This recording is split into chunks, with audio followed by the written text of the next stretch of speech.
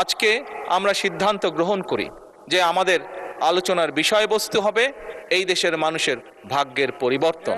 আমাদের আলোচনার বিষয়বস্তু হবে আমাদের আলোচনার স্পিকার আমাদের আলোচনার বিষয়বস্তু হবে যে আমরা অন্য দেশের উদাহরণ দেব না, বরং আমাদের দেশকে আমরা সামনে এগিয়ে নিয়ে যাব। স্পিকার 1971 সালে এই দেশ যখন স্বাধীন হয়েছে, এই মুহূর্তে আমরা বিভিন্ন বিবেচনায় আমাদের দেশকে যদি স্ট্যান্ডার্ডে ধরি, আমাদের মতন অনেকগুলো দেশ ছিল যারা হয়তো 1972-73 সালে স্বাধীন হয়েছে, তারা আমাদের থেকে এগিয়ে গিয়েছে। স্পিকার আমরা পারিনি কেন? বিকজ বিভিন্নভাবে এই দেশকে, একটু আগেই যেটা বলেছি স্পিকার, বাধাগ্রস্ত করা হয়েছে গণতন্ত্রকে। স্পিকার গণতন্ত্র বাধাগ্রস্ত যদি হয়, গণতন্ত্র প্রতিবার বাধাগ্রস্ত হলে অর্থনীতি, শিক্ষা, স্বাস্থ্য সব কিছু বাধাগ্রস্ত হবে। কাজেই মাননীয় স্পিকার, আপনার মাধ্যমে আমি বিরোধী দলীয় সহকর্মীদের কাছে আহ্বান জানাতে চাই, আসুন আমরা ডিবেট করব, আমরা বিতর্ক করব, আমরা আলাপ করব, আমরা আলোচনা করব, আমরা বসবো, কথা বলবো, কিন্তু কোনোভাবেই এই সংসদকে ব্যর্থ হতে দেওয়া যাবে না।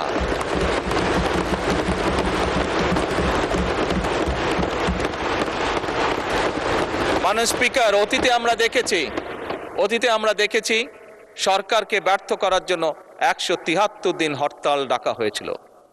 স্পিকার হ্যাঁ, সেই সরকার হয়তোবা ক্ষতিগ্রস্ত হয়েছিল, সরকার হয়তো পরবর্তীতে ক্ষমতায় আসেনি, কিন্তু স্পিকার কেউ একজন সদস্য, সেটি আমার দলের সদস্য হোক, সেটি বিরোধী দলীয় সদস্যরা হোক, বুকে হাত দিয়ে বলতে পারবেন যে বাংলাদেশ ক্ষতিগ্রস্ত হয়নি? এই 173 দিনের হরতালে বাংলাদেশ ক্ষতিগ্রস্ত হচ্ছে, যেই ক্ষতির মাসুল আজও আমাদেরকে টেনে নিয়ে যেতে হচ্ছে বছরের পর বছর, যুগের পর যুগ। স্পিকার কাজেই স্পিকার আমি আর সময় নিব না। অনেক বিরোধী দলীয় নেতাকে আপনি সময় রিমাইন্ডার দিয়েছেন, আমি চাই না যে আমাকে আপনি সময় রিমাইন্ডার দিন। স্পিকার আমি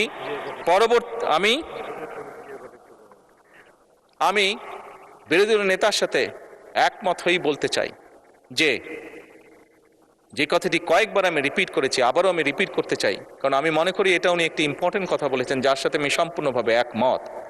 এই সংসদ মানে পুরো বাংলাদেশ।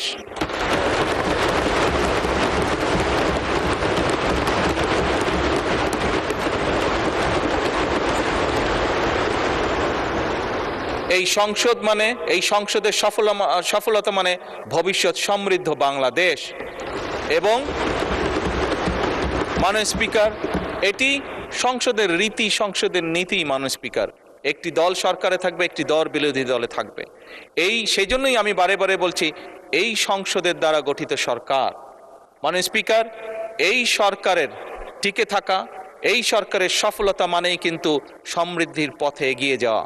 কারণ আমি বিশ্বাস করি এই সংসদ এমন একটি সংসদ যা বাংলাদেশের অতীতে কোনোদিন হয়নি। বর্তমানে সংসদ, বর্তমান এবং ভবিষ্যতে হবে সেটি হলো উভয় পক্ষ দেশের স্বার্থে আমরা একসাথে কাজ করব।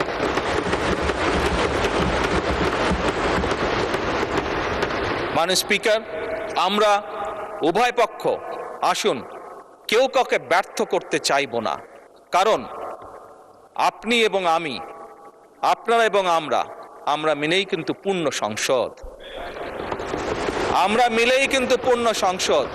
কাজে আপনি ব্যর্থ হলে আমি ব্যর্থ, আমি ব্যর্থ হলে আপনি ব্যর্থ, এই কথাটি আমাদেরকে মনে রাখতে হবে। এবং আমরা যে কোনো একজন ব্যর্থ হলেই বাংলাদেশ ব্যর্থ হয়ে যাবে। আমরা কেউই, এই সংসদের কোনো একজন সদস্য, আমরা শয়নে স্বপ্নে কেউ ব্যর্থ বাংলাদেশ দেখতে চাই না। কারণ বর্তমান বাংলাদেশ 71-এর পরবর্তী বাংলাদেশ যেরকম শহীদের রক্তের উপরে দাঁড়িয়েছিল, বর্তমান বাংলাদেশ এবং বর্তমান সংসদ একইভাবে হাজারো শহীদের রক্তের উপরে দাঁড়িয়ে আছে।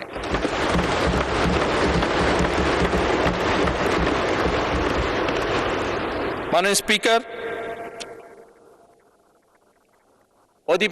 শেষ অধিবেশনের দিনে আমি আমার অবস্থান থেকে আবার পরিষ্কার করে দিতে চাই, আমার সরকারের অবস্থান থেকে আবার পরিষ্কার করে দিতে চাই যে আমরা সব সময়, সকল সময় প্রস্তুত আছি বিরোধী দলের সদস্যদের সাথে বাংলাদেশের স্বার্থে, বাংলাদেশের মানুষের সাথে যে কোনো আলাপ আলোচনায় অংশগ্রহণ করার জন্য, এবং আলাপ আলোচনার ভিত্তিতে আমরা উভয়ে সকলে একসাথে এই দেশকে ইনশাল্লাহ সামনের দিকে এগিয়ে নিয়ে যাব। এই দেশের মানুষের প্রত্যাশা পূরণ করার আমাদের সর্বশক্তি দিয়ে চেষ্টা করব। মাননীয় স্পিকার, এবার পরিশেষে আমি আন্তরিকভাবে আমার পক্ষ থেকে, আমার সরকারের পক্ষ থেকে, আমাদের সংসদের পক্ষ থেকে মাননীয় স্পিকার আপনাকে আন্তরিকভাবে ধন্যবাদ জানাচ্ছি। আমি ধন্যবাদ জানাতে চাই মাননীয় ডেপুটি স্পিকার, মন্ত্রিসভার মাননীয় সদস্যবৃন্দদেরকে, মাননীয় চিফ হুইপবৃন্দকে এবং সকল সংসদ সদস্যবৃন্দকে। আমি বিশেষভাবে ধন্যবাদ জানাতে চাই মাননীয় বিরোধী দলীয় নেতা এবং বিরোধী দলীয় সকল সদস্যবৃন্দকে, কারণ একটু আগেই আমি বলেছি, আমরা ছাড়া আপনারা পরিপূর্ণ নন, আপনারা ছাড়া আমরা পরিপূর্ণ নই। সেই কারণেই আমি মাননীয় বিরোধী দলীয় নেতা এবং বিরোধী দলীয় সকল সদস্যদেরকে বিশেষভাবে শুভেচ্ছা জানাতে চাই। আমি আন্তরিকভাবে ধন্যবাদ জানাতে চাই মাননীয় স্পিকার, সচিবালয়ের সচিব সহ কর্মকর্তা এবং কর্মচারীবৃন্দকে, সকল কর্মচারীবৃন্দকে। তারা অক্লান্ত পরিশ্রম করেছেন এই 1.5 মাস সময় প্রায়। আমি ধন্যবাদ জানাতে চাই সরকারের বিভিন্ন মন্ত্রণালয়, বিভাগ এবং দপ্তরের কর্মকর্তা কর্মচারীবৃন্দদেরকে, যারা আমাদেরকে এই সংসদকে সহযোগিতা করেছেন এত অল্প সময় দ্রুততার সাথে এতগুলো বিল উপস্থাপন করে এইগুলো সম্পূর্ণ কাজগুলো সমাধান করার জন্য। মাননীয় স্পিকার, আমি ধন্যবাদ জানাতে চাই চিকিৎসক, পুলিশ সদস্য, ফায়ার সার্ভিসের সদস্য, গণপূর্ত বিভাগের সদস্য, বিদ্যুৎ ও টেলিগ্রাম ফোন বিভাগের সদস্য। আমি বিশেষভাবে আবারও ধন্যবাদ জানাতে চাই নিরাপত্তা বাহিনী সহ সংশ্লিষ্ট সকল সেবাদানকারী প্রতিষ্ঠানের ব্যক্তিবর্গকে।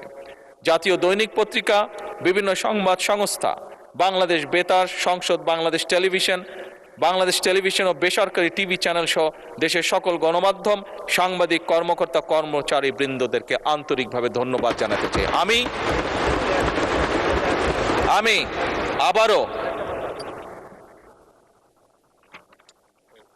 আমি আবারও পরিষ্কারভাবে দৃঢ়চিত্তে বলতে চাই যে সকল ব্যক্তি এবং সংস্থাকে আমি ধন্যবাদ জানিয়েছি, তাদের সকলের সহযোগিতার কারণেই আজ আমরা এই সংসদটি সুন্দরভাবে এই অধিবেশনটি সমাপ্ত করতে পারলাম, এবং দেশ গঠনে এই প্রত্যেকটি সংস্থা এবং প্রত্যেক ব্যক্তির অবদান রয়েছে এবং ইনশাল্লাহ ভবিষ্যতেও থাকবে।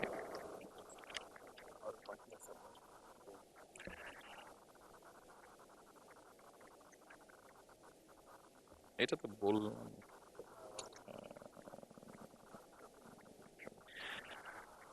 মাননীয় স্পিকার, মাননীয় বিরোধী দলের নেতা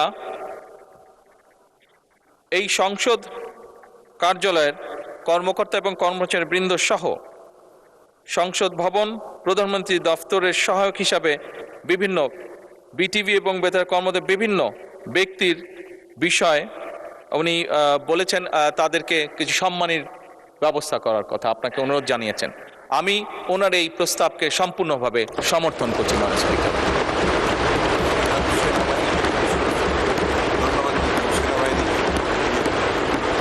মাননীয় স্পিকার, বাংলাদেশের সশস্ত্র বাহিনী বা সেনাবাহিনী, তাদেরকে আমরা যদি আমাদের ধন্যবাদের তালিকায় না আনি সেটি অন্যায় করা হবে। ফ্যাসিবাদের পলায়নের পরে মাননীয় স্পিকার, এই সশস্ত্র বাহিনী এবং সেনাবাহিনী তাদের সর্বোচ্চ দিয়ে চেষ্টা করেছে যে দেশকে একটি সুশৃঙ্খল অবস্থার মধ্যে রাখা,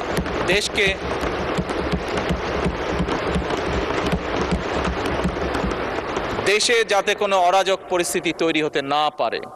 আমি আইন শৃঙ্খলা বাহিনী সহ সশস্ত্র বাহিনীর সকল সদস্যবৃন্দদেরকে আন্তরিকভাবে ধন্যবাদ জানাতে চাই তাদের দায়িত্ব সঠিক সুন্দরভাবে পালন করার জন্য।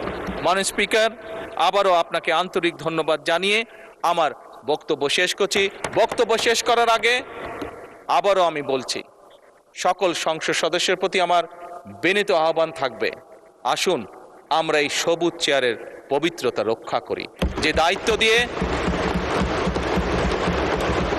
দায়িত্ব, যে প্রত্যাশা, যে আশা নিয়ে বাংলাদেশের মানুষ আমাদেরকে পাঠিয়েছে এখানে, আসুন আমরা সেই দায়িত্বের, সেই কর্তব্যের সর্বোচ্চ সম্মান আমরা প্রদান করি, যার মাধ্যমে আমরা দেশের মানুষকে সম্মান প্রদর্শন করব। কারণ দেশ এবং জনগণ থাকলেই আমরা আছি। দেশ এবং জনগণ সম্মান যদি আমরা না করি, তাহলে আমাদের রাজনীতি হয়তো ব্যর্থ হয়ে যাবে। সেই জন্যই আমাদের সবচেয়ে প্রথম হচ্ছে এই দেশের জনগণ এবং এই প্রিয় মাতৃভূমি বাংলাদেশ। মাননীয় স্পিকার, আপনাকে আন্তরিক ধন্যবাদ। আসসালামু আলাইকুম।